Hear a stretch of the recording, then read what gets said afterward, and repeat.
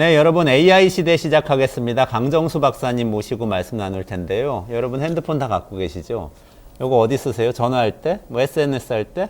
뭐 카톡 보내고 이럴 때 쓰시죠? 뉴스 보기도 하고. 근데 그 우리한테 챗GPT라는 녀석이 새로 등장했잖아요. 작년에. 그리고 얘는 내가 말하면 다 알아듣고 그 다음에 자기가 말도 하고 자기가 무슨 프로그램 뭐 코드 짜가지고 실행도 시키고 이런 거 다 할 수 있는 녀석이잖아요. 얘가 만약에 얘하고 결합되면 스마트폰하고 결합되면 어떻게 될까요?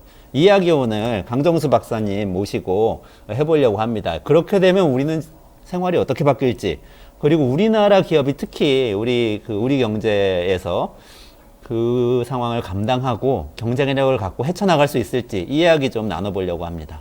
네, 강정수 박사님 모시겠습니다. 안녕하세요. 네. 일단은 오늘은 그 스마트폰과 AI가 결합되는 과정에서 우리나라 기업들은 또 어떤 역할을 하는지 그 이야기인데요. 네.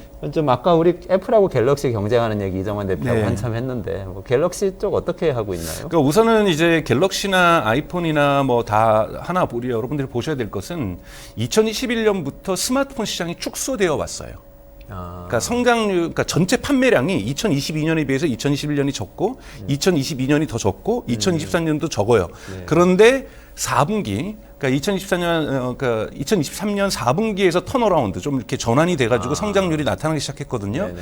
지금 이제 이 스마트폰 제조사들 같은 경우에는 어떻게 이 부분을 지속시켜 나갈 것인가.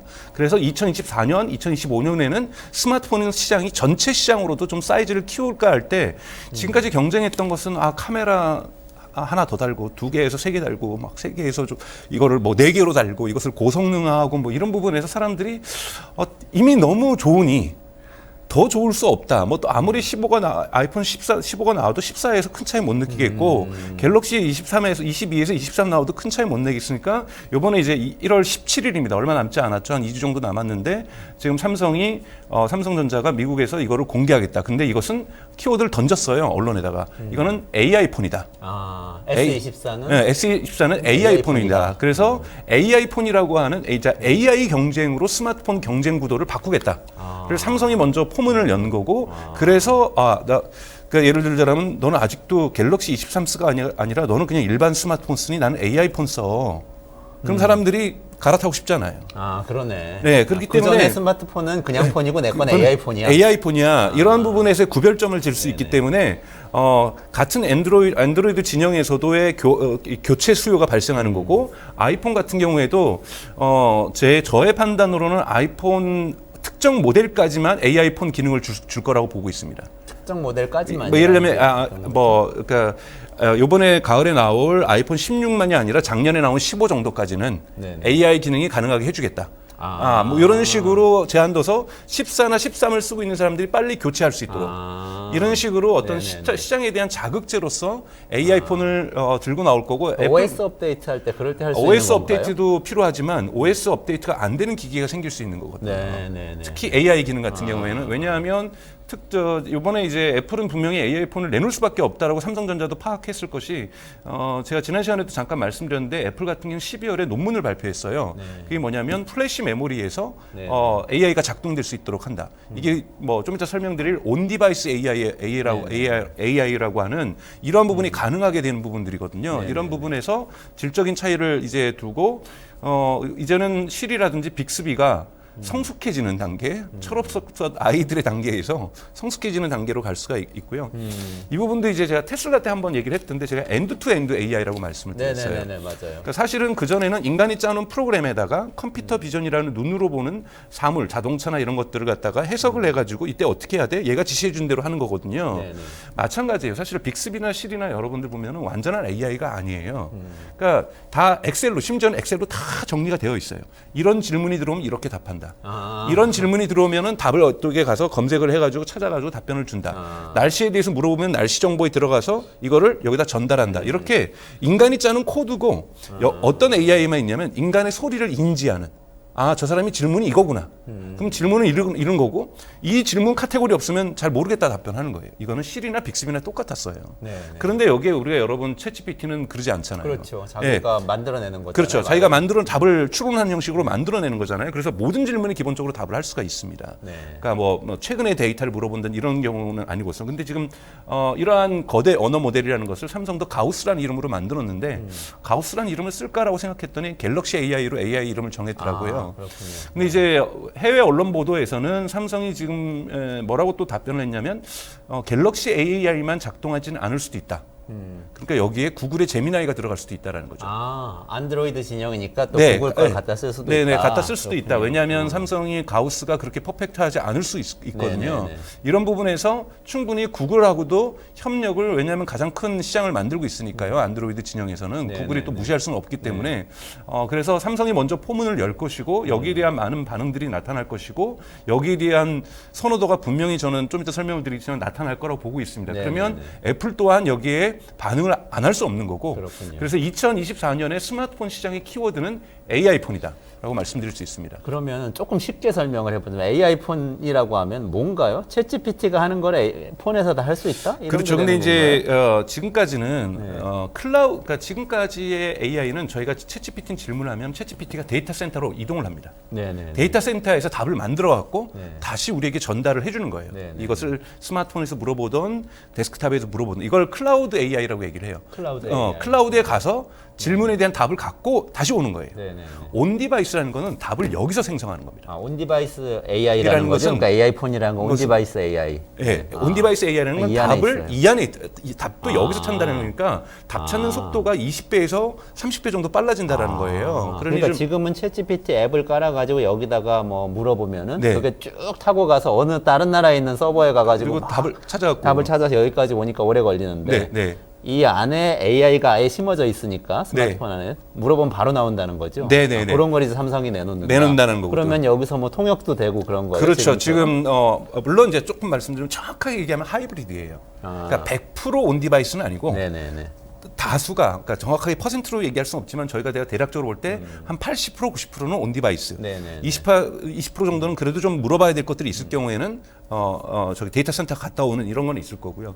통역을 이번에 삼성이 이제 얘기를 했어요. 왜냐하면 우리가 거대 언어 모델 이런 부분에서 가장 우리가 여러분들도 해보시면 느꼈지만 번역 잘하잖아요. 네네. 번역도 잘하고 예를 들면 제가 지금 말하는 말을 영어로 얘기해줘 그러면 영어로도 얘기해주고 일본어로도 얘기를 해주거든요. 네네. 이 언어적 장점이 대단히 좋습니다. 이것은 나중에 다른 부분으로 확장될 수 있는데 삼성이 지금 서비스의 피처로서 어떤 특징으로서 이제 언론에 공개한 거는 통역 AI가 들어가게 된다. 통역 AI. 예, 그래서 저쪽에서 영어로 대화를 하면은 그것이 한국말로 들리게 되고 아. 나는 한국어로 얘기를 하면 상대방은 그것이 영어로 들리게 되는. 전화할 때 그냥 네. 한국말로 미국 사람한테 전화하면 바로 영어로 저쪽은 그렇죠. 들린다. 네. 이거는 그것이 완전 바벨탑을 쌓은 것 같은 느낌인데요.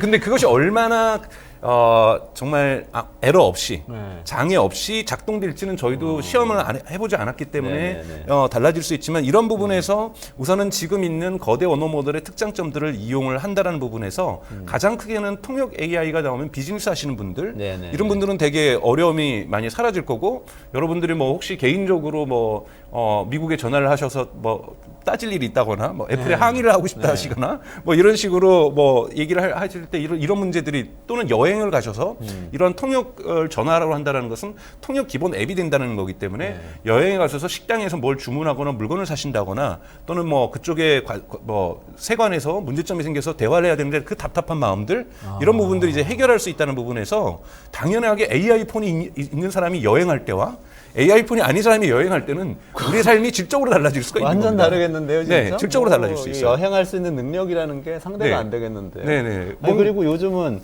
해외 직구를 많이 하잖아요. 여행까지 안 가더라도. 네네. 근데 해외 직구했는데 이상한 물건이 왔어요. 그럼 항의 메일 써야 되는데 네. 그거를 영어나 중국어로 쓰려니까 이게 답답하잖아요. 그런 것도 해결되는 그렇죠. 거예요. 그런 것도 이걸로 근데- 막 보내도 되고. 네, 근데 AI 폰의 또 다른 장점은 뭐냐면 우리가 예를 들자면 지금도 이메일 같은 경우에도 저도 영어로 요즘 이메일 쓸 때는 챗GPT한테 나 이런 말 쓸 건데 이메일 하나 만들어줘. 그러면 이렇게 만들어줘서 컨트롤 C, 컨트롤 V 하거든요. 네. 그러니까 이 컨트롤 C, 컨트롤 V라는 것은 뭐냐면 컴퓨터에게 우리가 하기 위한 일종의 컴퓨터의 언어예요. 네. 기계의 언어잖아요. 기계의 언어고 우리가 뭔가를 터치한다는 것도 그 기계를 부르는 기계의 언어를 우리가 해주는 거거든요. 근데 우리가 AI가 장점이 뭐냐면 거대 언어 모델 AI의 장점은 아까 말씀드렸던 것처럼 다양한 언어를 통역을 해주는데 이 친구는 컴퓨터 언어도 통역을 해줄 수 있는 거죠. 컴퓨터도 언어 체계가 있습니다. 다양한 언어 체계인데 컴퓨터가 하는 언어와 인간의 언어에도 통역은 AI가 할 수 있다라는 거죠. 그러면 제가 얘기를 할 수 있죠. 자, 이메일을 열어서 거기다가 어떤 사람에게 이러이러한 내용으로 이메일을 보내줘. 라고 하면은 굳이 제가 이메일 계정을 갖다가 앱을 갖다가 터치하고 그 사람에게서 누구 보낼 사람을 검색을 하고 키워드로 입력을 하고 친구 이름을 입력을 하고 이럴 필요 없이 그것을 다 AI에게 위탁할 수 있다라는 거고. 그러니까 이걸 그냥 여기다가 얘기한다는 거예요. 강정수 박사님한테 내일 방송 출연 좀 요청하는 그 메일 좀 써줘. 네, 그럼 들어가는 거죠. 네, 그렇죠.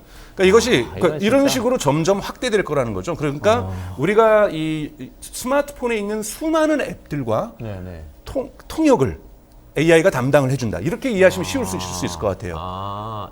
그러니까 앱들마다 다 또 사용법이 다르잖아요. 그렇죠. 그럼 뭐 내가 가가지고 막 이것도 누르고 저것도 누르고 해야 싹 없어지고 말로 뭐 하나 해줘. 네, 그럴 수 있죠. 그리고 내비게이션 같은 경우에도 운전하다가 여기 가다가 뭘 좀 예를 들면 뭐 선물을 깜빡했어. 와인 한 병 사가야 되겠는데 그럼 와인집을 우리가 찾으려면 어떻게 됩니까? 내비게이션에서 다시 또는 네이버 앱이나 뭐 구글 앱을 쳐서 와인집 하나 찾아야 되고 와인집도 가능하면 가는 길에 있어야 되고 평가도 좀 봐가지고 가격이 저렴한지 뭐 이런 것도 찾아야 되고 이런 다음에 다시 또 하는 거를 차 안에서 다 해야 되는 거잖아요. 그렇죠, 맞아요. 수많은 손가락들이 움직여야 됩니다. 진짜 약속 잡고 밥집 뭐 찾아보는 거 이거 진짜 일이에요. 그것도 다 엄청난 손가락에 이 손노동이 들어가는 거거든요. 근데 그거를 AI가 대신해 줄 수 있죠. 왜냐하면 내비게이션 앱과 AI가 저와 이용자와의 통역을 담당해 주는 거니까. 나는 우리 지금 형네 집으로 가고 있어요. 형네 집으로 가고 있는데 중간에 형네 집의 목적지가 어느 동네인지 AI가 알고 있습니다. 내비게이션도 알고 있죠, 그거는. 자, 물어보죠. 거기 중간에 있는 와인집 리스트를 한 5개 정도 찾아봐. 그리고 나는 지금 돈이 한 얼마 정도 한 3만 원에서 5만 원짜리를 사가고 싶으니까 3만 원짜리, 5만 원짜리를 좀 적절하게 파고 있는 와인집을 추천해주고 거기를 경유주로 입력을 해놔. 그러면 거기 경유지를 들렸다가 갈 수 있는 건데 그러면 운전도 훨씬 더 안전하게 우리가 할 수가 있는 거죠. 그래서 기본적으로 여러분 보셔야 될 것은 AI 폰은 우리가 갖고 있는 앱들과의 소통이 훨씬 더 편해지는 거다. 그리고 원래는 정해져 있는 그 방식, 터치와 입력. 게 어떤 방식을 우리가 보통 인터페이스라고 얘기를 하죠. 이 인터페이스가 달라질 수 있다는 부분이 AI 폰의 장점이라고 볼 수가 있습니다.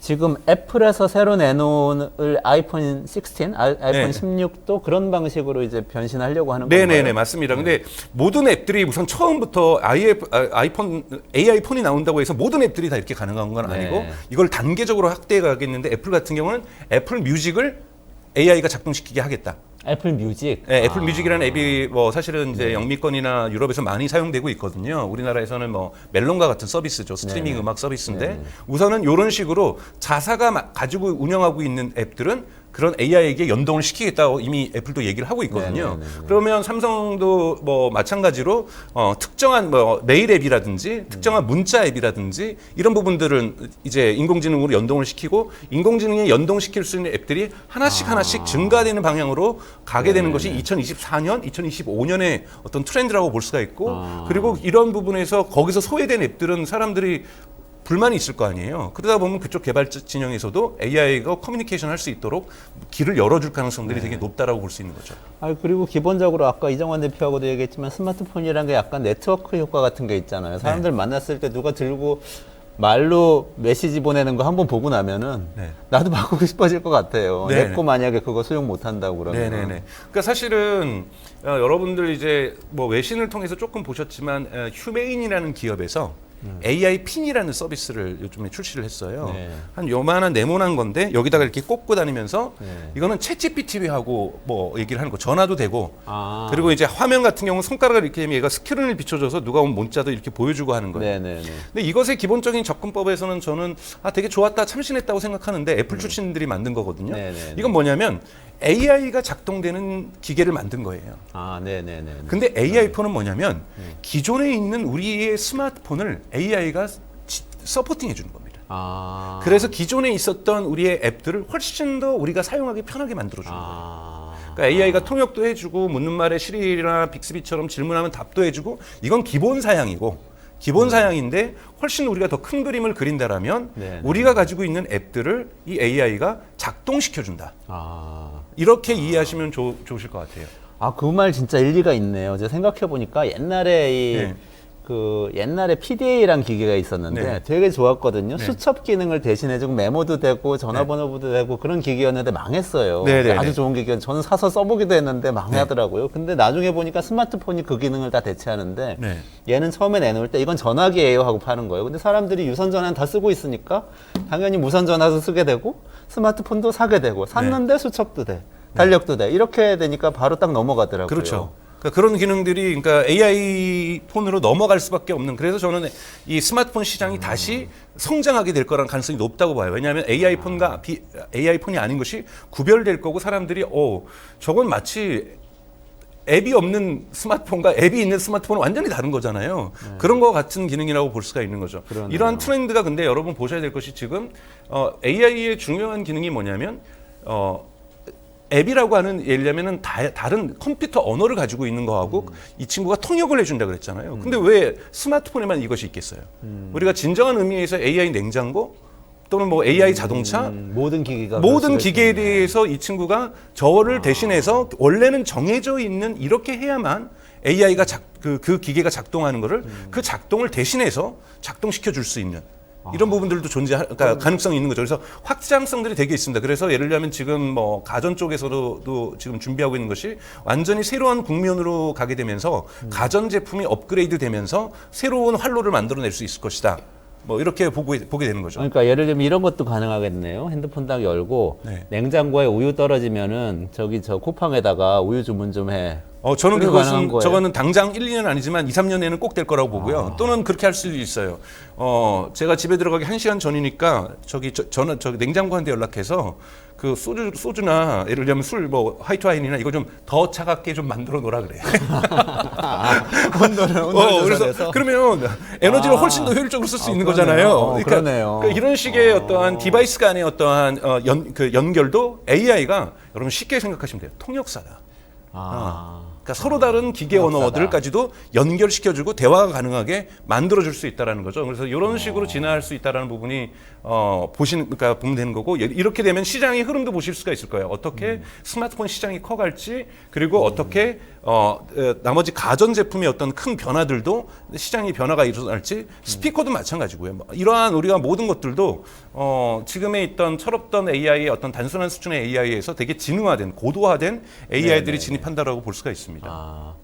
그 메타하고 틱톡도 보니까 다 AI 도입해가지고 네. 뭔가 그 스마트폰에 쓸 수 있는 것들 내놓는 모양이던데요. 어떻게 그러니까 움직이고 있나요? 사실은 이런 데는 또 기분이 나쁠 거예요. 왜냐하면 뭐 삼성이나 애플이나 구글 같은 경우에는 OS를 갖고 있거나 디바이스를 갖고 있는데 이 메타라든지 틱톡이나 카카오 같은 경우에는 서비스를 갖고 있는 거잖아요. 그러네요. 그렇죠. 그러니까 메타도 어떻게 이거를 자기네들 줘야 되잖아요. 그러니까 메타 같은 경우에는 지금 미국에 대해서 지금 제한적으로 서비스를 시작을 했습니다. 그래서 페이스북 메신저, 그리고 인스타그램의 DM, 그리고 왓츠앱이라고 해서 대단히 큰 카카오톡 같은 서비스를 갖고 있거든요. 네네. 여기에 AI가 들어가 있어요. 들어가 있어서 제가 AI랑 우리가 챗GPT에게 질문 던지고 답변하고 그림 그려줘 뭐 이런 거 해줄 수 있는 것뿐만이 아니라, 제가 한번 얘기했던 것처럼 우리의 뭐 단톡방에도 얘가 들어가서 네네. 단톡방에서 정리된 내용을 요약 보고서로 만들어 준다든지 이런 것들을 하기 시작하고 있거든요. 그래서 이러한 메시징 서비스에 다 AI가 기본적으로 이제 들어가는. 그래서 한국어도 여러분들 뭐 메타 홈페이지에 들어가 보니까 제가 어제 들어가 보니까 곧 준비된다 하면서 한국말로 다 설명서가 나와 있어요. 그래서 한국도 곧 시작이 될 거고, 그래서 우리가 메시징을 할 때도 흔히 말하는 톡을 할 때도 이제는 AI가 항상 옆에서 도와주는 시대로 우리가 진입하게 된다. 그것이 2024년에 가장 좀 대표적으로 동안 변화가 될 거고, 여기에 아마 카카오톡도 지금 시작을 할 거예요. 카카오톡도 여러분 설정에서 실험실이라는 거를 어렵게 찾으실 수가 있습니다. 실험실. 실험실에 가서 내 실험에 참여하겠다라고 하시면 카카오톡이 만든 AI를 쓰실 수가 있어요. 그래가지고 뭐 하냐면, 내가 읽지 않은 문자가 톡 카톡이 한 250개다. 네네. 이거 한꺼번에 정리해줘. 그러면은 얘가 그걸 다 요약해줘요. 아, 지금도 돼요? 그거? 네, 그거 지금이 돼요. 그래서 그러니까 근데 그걸 참여해야만. 실험실에 참여해서. 네, 실험실에 참여해야만 네네. 그래 되는데 그래서 그런 서비스가 이제 잘 되면 더욱더 대중화시키겠죠. 그래서 카카오톡 같은 경우에서도 그런 서비스를 지금 하나씩 집어 있는 거고요. 네. 그래서 이러한 서비스를 갖고 있는 틱톡도 마찬가지예요. 지금 이제 뭐 논쟁이 좀 되고 있지만 틱톡에 이제 모 회사가 이제 바이트댄스라고 해서 중국의 기업이고 여기는 AI가 워낙 발전했던 기업이에요. 그러니까 거대 언어 모델 같은 AI는 아니지만 우선 틱톡의 이 추천하는 방식이 알고리즘이 지금까지 인류가 만든 가장 진화된 추천 알고리즘이라고 얘기를 하거든요. 네네. 인공지능이죠. 네네. 여기에 맞춰서 바이트댄스가 지금 생성 AI를 만들고 있는데 여기에서 오픈 AI의 기술을 조금 훔쳤다. 뭐 이래가지고 지금 외신에서는 떠들고 있거든요. 근데 여하튼 바이트댄스도 곧 내놓을 거라고 하고 그것을 틱톡에다가 완전히 결합을 시키겠다. 이미 조금의 어떤 인공지능적인 기술들은 있어요. 요즘 많이 사람들이 찍고 있는 게 프로필 사진 많이 찍잖아요. 네네네. 프로필 사진 뭐 스노우라든지 뭐 이런 데도 많이 하는데 틱톡에서도 해주거든요. 제 사진 한 8개 올리면 갑자기 30대 강정수로 제가 탄생하고 나 저렇게 성형하고 싶은 강정수로 탄생하고 이런 거 요즘 대단히 젊은 사람들한테 인기인데 못 들어보셨죠? 네, 저는 못 해봤습니다. 폭발적으로 인기예요. 아, 저 틱톡 네, 시작해야겠네. 근데 아니 틱톡뿐만 아니라 스노우에서도 해주고 스노우에서? 그 국내 서비스는 스노우죠. 얘도 해주고 사실은 그런 걸 해주는 데가 되게 많습니다. 해볼 게 너무 많아요. 네, 이 프로필 사진을 해서 인공지능이 저를 2D로 만들어주는 거잖아요. 네. 그런데 이제 애플 같은 경우 뭘 약속하고 있냐면 허그스라고 해가지고 그거 우리 동영상으로 만들어줄게. 네네. 너의 동영상을 짧게 이렇게 돌아가면서 이 페이스 아이디 만들 때 이렇게 얼굴 이렇게 찍듯이 네네. 카메라로 이렇게 한 바퀴만 돌아주면 네. 너의 사진을 찍어서 너가 이렇게 멋진 몸과 얼굴을 가진 강정수로서 탄생해서 제가 시리아 부르면 그 친구가 나타나서 왜 불렀어? 그러면서 그러니까 저를 만들어 줄 수 있는 거죠. 그리고 거기에다가 철에 따라서 계절에 따라서 옷도 바꿔 입고 네. 그리고 저의 스타일에 따라서 옷도 바꿔 입을 수 있고 뭐 이러한 뭐 아바타죠 일종의 되게 3D 아바타가 저의 실물과 거의 100% 유사한 네네. 뭐 이런 것들도 이제 가능해지는 시대 뭐 이런 건 이제 재미삼아서 할 수 있는 네. 부분이라고 할 수 이렇게 지금 서비스 부분들이 AI와 결합되면서 되게 다양하게 펼쳐진다고 볼 수가 있습니다. 제가 좀 다시 기업 모드로 들어가서 네. 경쟁 구도를 한번 네. 얘기를 정리를 한번 해볼게요. 맞는지 얘기해 주시면 좋을 네, 것 같아요. 네. 그러니까 AI 폰이라는 게 나와서 기존의 스마트폰을 이렇게 밀어내고 그 자리를 다시 기기 대체 수요를 만들어내서 한번 폭발적으로 네. 시장을 성장시킬 것이다. 스마트폰 시장. 스마트폰 시장을 AI 폰이 나타나서 대체하면서 네. 성장시킬 것이다. 근데 그 안에 경쟁은 크게 보면 기기 경쟁, 네. 삼성과 애플이 경쟁하는데 어떻게 될 것인가. 네. 이게 하나 있고 또 그 다음에는 서비스에서의 경쟁. 그렇죠. 여기서 메타와 틱톡과 구글과 카카오톡 또 오늘 말씀 안 하셨지만 네이버가 또 네. 하이퍼클로바라고 내놓고 네. 있는데 여기서 또 경쟁이 일어나고 그렇죠. 이런 구도가 있는 거죠. 그러니까 이 양측에 그러니까 두 충의 경쟁이 있다고 볼 수가 네네네. 있습니다. 하나가 아까 말했던 하드웨어 상에서의 AI가 결합하면서 AI가 편의성인데 예를 들자면 애플 같은 경우에도 애플이 AI 폰을 내놓는데 애플은 아이메시지 아까 전에 이정환 대표님도 네네네네. 얘기하셨지만 아이메시지 요즘 젊은 분들 대단히 많이 쓰거든요. 미국 네. 같은 경우에 아이메시지로 안 하면 좀 왕따다는 부분이 있거든요. 10대나 네네네네. 20대들 같은 경우는. 그럼 아이메시지에도 당연히 AI를 집어넣겠죠. 그렇겠네요. 그러면 메타도 지금 메신저에다가 AI를 집어넣었단 말이에요. 그럼 사람들이 메타 AI가 들어가 있는 메신저라든지 인스타그램 DM을 더 좋아할 것이냐, 왓츠앱을 더 좋아할 것이냐, 아니면 애플의 AI가 들어가 있는 아이메시지를 더 좋아할 것이냐. 서비스 간의 경쟁도 어마어마한 대회전이 일어나게 됩니다. 근데 AI 폰으로 바꾸면 애플이나 삼성을 좀 마음대로 할 수도 있는 거 아니에요? 그렇죠. 그러니까 항상 OS 갖고 있는 팀이랑 디바이스 갖고 있는 팀이 좀 더 우위에 지낼 수 있죠. 그러면 가장 위기가 어디서 닥치냐면 카카오톡이에요. 아, 그러네요. 카카오톡은 아직까지 AI도 제대로 발표하지 않았고, 근데 예를 들자면 사람들 쓰기에 야 이거 메타 AI가 들어간 메신저하고 DM하고 이거 짱 좋아 라고 사람들이 하면 그쪽으로 이동하게 되기 시작할 거거든요. 그랬더니 애플에 있는 아이메시지가 더 좋네. 이렇게 되면서 서비스 간의 경쟁도 대단히 치열해질 거기 때문에 카카오톡 같은 경우는 설립 이래로 가장 큰 경쟁 상대를 좀 만나게 될 거라고 좀 보고 있습니다. 그렇군요. 네, 네이버 같은 경우에 이제 문제가 뭐냐면 하이퍼클로바 대단히 잘 만들었어요. 근데 어떻게 그거를 이제 업데이트할지 모르지만 제가 여러 차례 강조했지만 4.0에는 챗GPT 4.0에는 좀 미달하는 수준인 거거든요. 네네. 이 챗GPT 4.0 뭐 수준으로 간다고 해도 붙일 만한 서비스가 마땅히 많지 않습니다. 그러니까 일본 같은 경우에는 라인이라는 것이 있기 때문에 네네. 그 AI를 라인에다 붙일 거예요. 네. 똑같이 카카오톡에 붙이는 거랑 똑같죠. 근데 라인에서 한국 이용자들이 많지가 않거든요. 네네. 그러면 일본에선 1위죠, 라인. 네, 라인이 1위죠. 그러니까 일본 같은 경우에는 의미가 있기 때문에 네이버 같은 경우에는 하이퍼클로버를 진화시키는 것은 당연하게 되게 중요한 의미가 있고요. 그래서 일본에서 라인을 가지고 일본과 동남아 시장에서 AI와 결합된 메시징 서비스를 네이버는 구축을 할 건데 한국 같은 경우에는 예를 들면 검색 서비스 Q라고 해서 내놨는데요. 뭐 좋긴 좋아요. 근데 여러분 요즘 구글에서 이 검색하시면 흔히 말하는 제너러티브 서치 익스피리언스라고 하는 맞아요. 답 다 찾아주잖아요. 맞아요. 정리를 해주죠. 네, 뭐 이렇게. 물어보면 답 다 해주잖아요. 그래서 너무 편하잖아요. 네. 검색에 이게 달라지는 거거든요. 그런 부분에서 네이버도 의미 있는 검색의 AI 부분에 한 축이 있을 거고 또는 이제 네이버 쇼핑 부분에서 예를 들자면 AI가 결합되면서 지금 아마존 같은 경우는 그렇게 하고 있는데 이 판매자들이 물건을 올릴 때 이런 특징들을 이렇게 몇 개 적어서 올리면 AI가 훨씬 멋진 문장으로 만들어줘요. 뭐 이런 식의 어떠한 뭐 기능들 이런 부분에서 네이버도 적극적으로 AI를 쓸 거라고는 보지만 네이버의 대중적인 파괴력을 가질 만한 특정한 서비스가 마땅치 않다라는 거예요. 검색 서비스 점점 위축되고 있고 검색 서비스의 퀄리티, 그러니까 질적인 품질도 사실은 위축되고 있는 상황에서 네이버의 문제는 라인을 제외한다라면 특별하게 AI를 대중화시킬 수 있는 이러한 서비스 부분이 없다라는 접점이 없다라는 것이 네이버의 가장 큰 한계라고 볼 수가 있습니다. 핸디캡이 있네요. 네네. 그러니까 지금 네이버, 카카오톡은 상당히 좀 어려운 상황을 맞을 수도 있고 삼성은 기회가 될 수도 있고 네. 뭐 이렇게 정리를 네, 할 수가 네, 있겠네요. 네, 네. 우리나라 기업들은. 네, 네. 잘 되면 좋겠는데 기업 경쟁을 건 다음번에 좀 자세하게 다시 한번 좀 네. 다뤄주시면 좋을 것 같습니다. 네, 오늘 네. 시간이 다 돼서 이 정도로 마무리를 해야 될 것 같습니다. 강정수 박사님 오늘 그 AI 폰의 시대 너무 잘 정리해 주셔서 네. 감사드립니다. 네, 고맙습니다. 수고하셨습니다. 네.